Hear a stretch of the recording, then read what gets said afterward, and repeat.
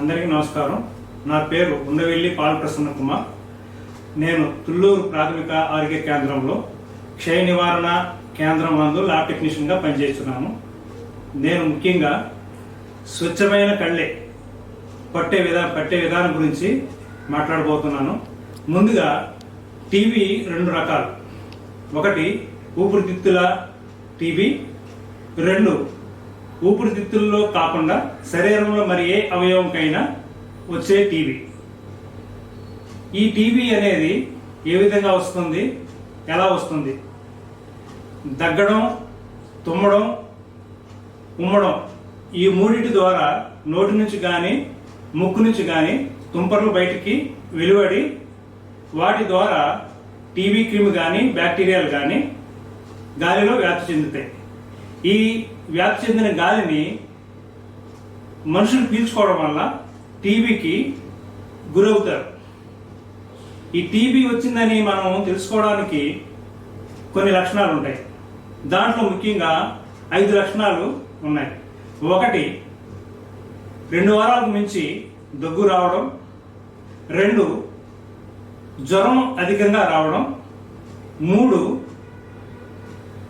రాత్రిపూట చెమట పట్టడం. 4, వేగంగా బరువు తగ్గిపోవడం. 5, ఆకలి లేకపోవడం. ఈ విధమైన లక్షణాల్లో ఏ లక్షణమైనా కనిపించినా మీ దగ్గరలో ఉన్నటువంటి ప్రాథమిక ఆరోగ్య కేంద్రం కానీ పెద్ద హాస్పిటల్ కానీ వెళ్ళి డాక్టర్ని సంబంధించినట్లయితే కళ్ళ పరీక్ష అనేది చేయడం జరుగుతుంది. ఈ కళ్ళ పరీక్ష చేసే విధానంలో కళ్ళు ఏ విధంగా పట్టాలి, స్వచ్ఛమైన కళ్ళు ఏ విధంగా పట్టాలనే విషయాన్ని గురించి నేను మీకు అందరికీ వివరించబోతున్నా. మొట్టమొదటిగా నిద్ర లేవగానే వచ్చిన కళ్ళని పట్టడం అనేది ముఖ్యమైనది, సరైన పద్ధతి. ఎందుకన్నట్లయితే రాత్రి నిద్రపోయిన సమయంలో కళ్ళు అనేది ఉత్పత్తి అవుతూ ఉంటుంది. ఆ ఉత్పత్తి అయిన కళ్ళి ఉదయాన్నే మన నిద్ర లేచి లేవగానే నోట్లో గోరువెచ్చని నీరు పోసుకొని పుక్కిలించి బయట ఊసేసిన తర్వాత నిటారుగా నిలబడి కాలికి మధ్య ఒక అడుగు ఎడంగా పెట్టుకొని నడుము మీద చేతులు పెట్టుకొని గట్టిగా నడాన్ని గట్టిగా చేతులతో గట్టిగా నొక్కిపెట్టి ఈ విధంగా 45 డిగ్రీల వరకు, అంటే ఇలా కొంచెం వంగి ఉండాలి. 45 డిగ్రీల పొజిషన్లో ఇలా వంగి ఉండాలి. వంగిన తర్వాత తల బాగా పైకెత్తాలి. ఇలా ఎత్తిన తర్వాత నోరు బాగా తెరిచి, ఈ విధంగా నోరు బాగా తెరిచి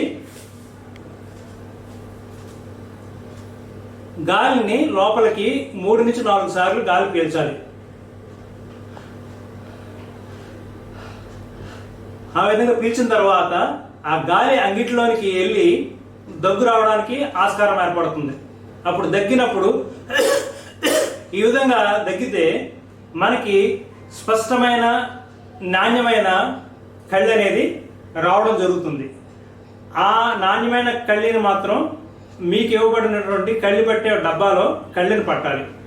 ఇంకొక విషయం ఏంటంటే ముక్కు నుంచి వచ్చేటువంటి పదార్థం కానీ ఉమ్ము కానీ తీగలాంటి జిగురు పదార్థం కానీ పట్టకూడదు. కేవలం చిక్కగా ఉన్నటువంటి కళ్ళని మాత్రమే మీకు ఇవ్వబడిన ఈ డబ్బాలో దగ్గిన తర్వాత వచ్చిన కళ్ళని ఈ డబ్బాలో పట్టవలను. పట్టిన తర్వాత డబ్బాను మూతను గట్టిగా బిగించి మీకు ఇవ్వబడినటువంటి పరీక్షా కేంద్రంలో వారికి అప్పగించవలను. ఈ విధంగా పట్టిన కళ్ళను పరీక్షించిన తర్వాత ఒకవేళ వ్యాధి ఉన్నట్లయితే